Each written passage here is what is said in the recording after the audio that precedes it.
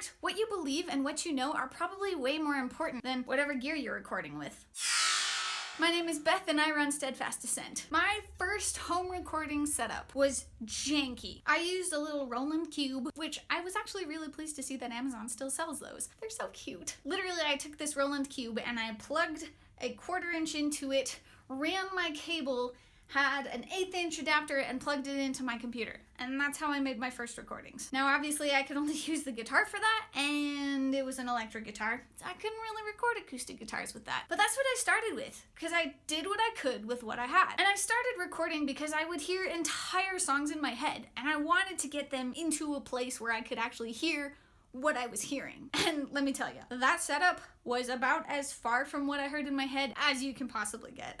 In 2012, I finally made my first actual purchase for a recording studio, and that was the PV Viper. I still have that. It's a really great amp. I paired this modeling amp with a 1/4 inch to USB cable, and I still had to use my 1/4 inch to 1/8 inch adapter to plug it in. And there was a lot of fuzz on that setup. I, just went into GarageBand and I set my EQs and my noise gates and pretty much solved it. This is the era where my microphone was an Apple EarPod and life was good. I made my music. I used the GarageBand virtual instruments for my drums and my bass and every instrument that I didn't have that wasn't a guitar. And I got a little bit better and a little bit closer to what I hear in my head and what's coming out of my speakers. Later in 2012, I got a Blue Snowball. It was really disappointing, actually. I had read all the reviews and stuff and things, and it said it was a good mic, and I'm here to tell you, it is a good mic. But for whatever reason, I could not get the gain on that thing to do anything. So I tried everything I could on this one song. I wanted to be able to record my acoustic. Couldn't get it to work.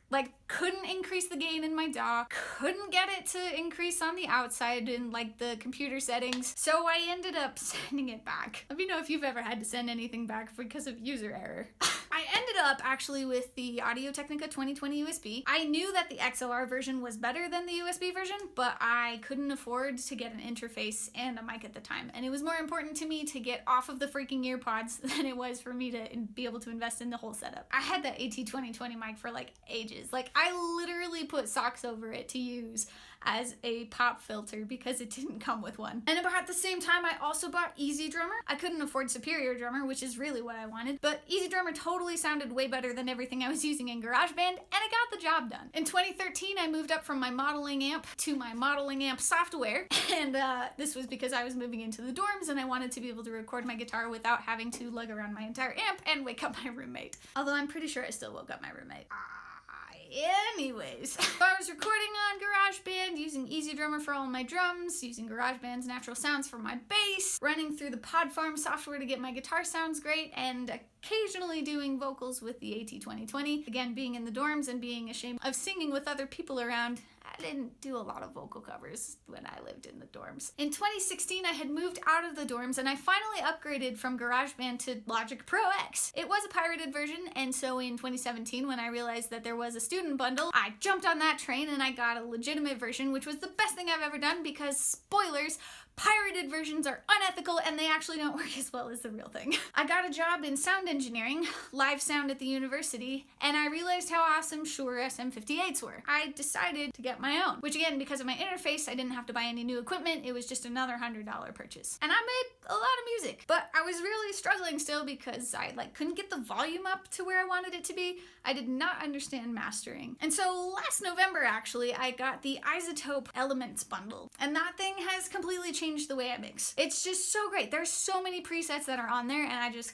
click on the preset, doodle doodle da, and then I edit that a little bit, and bam, I have a great sounding mix. I mean, mixing is 90% levels and panning anyways, so having those presets really was just icing on the cake to the fact that I have been growing the quality of my gear, which improves the quality of my sound. Another important acquisition that I made last year was the Line 6 Firehawk pedal. Modeling software is great. Modeling software in a pedal board where I can literally just plug and play, it is so perfect because as a worship musician, I can have any sound that I want on a Sunday, and I can take any sound that I want on a Sunday and put it into my DAW. Just one USB cable, man.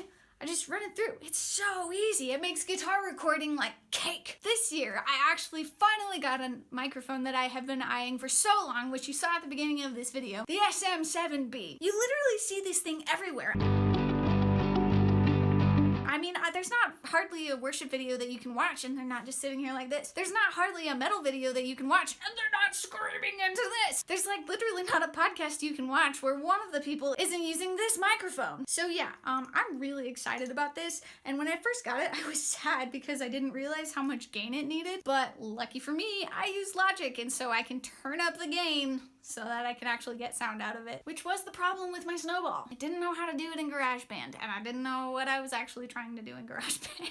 I know, I'm so excited about this mic. What's the best purchase you've ever made? So why am I telling you this story about all of my studio setups? Mostly because I wasn't making music because I had good gear. I was making music because I had music inside of me, and I was just trying to get a little bit better every day. I was using what I had, doing what I could with what I had. And little by little, trashy recording by trashy recording, I was able to get to a point where now I hear entire songs in my head and I can make them. This video, that's how I did it. I literally woke up with this entire song in my head, and so I was like, okay, let's make it. And I did. I was able to. I mean, it's been a couple of weeks, so I look back at it now and I'm like, yeah, I should have done this a little differently. But still, to be able to have the equipment I need, to be able to have a song in my head and sit down for 6 hours and be able to make it, guys, that is priceless. I didn't buy an entire studio and then just make music. Like, it took a process of me building up my studio. And so I share this story to tell you that you can go one piece at a time. You want to commit to the process of learning. Just get 1% better with every recording that you make, and get 1% better at one thing. I spent like an entire 4, 5, 10 songs trying to get my guitar tone down, trying to improve the way that my guitar sounded in my mix. And honestly, I probably still need to be doing that because I've been spending all of my time trying to get my mixes better rather than trying to get my guitar tone better. 1% better every time. And you can totally build your studio one piece at a time. I've got links in the description for all of the stuff that I use, and I 100% recommend everything that I use, with the possible exception of this thing. This isn't for everyone, but I do recommend it if you're a guitarist. And by the way, all of the links in the description are affiliate links, so if you spend money, I get an advertiser's fee, which is great. And just like you get 1% better every time you make a recording,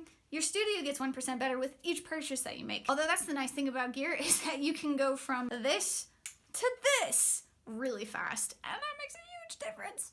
So if you have been encouraged at all by this video, I do ask that you would hit the like button. If you want to see more content like this, you can go ahead and click subscribe. I will be dropping another video next week about music, worship, artistry, or Christian living. And I do regularly upload music onto this channel, so you can listen to that and decide for yourself how many percents better I need to get.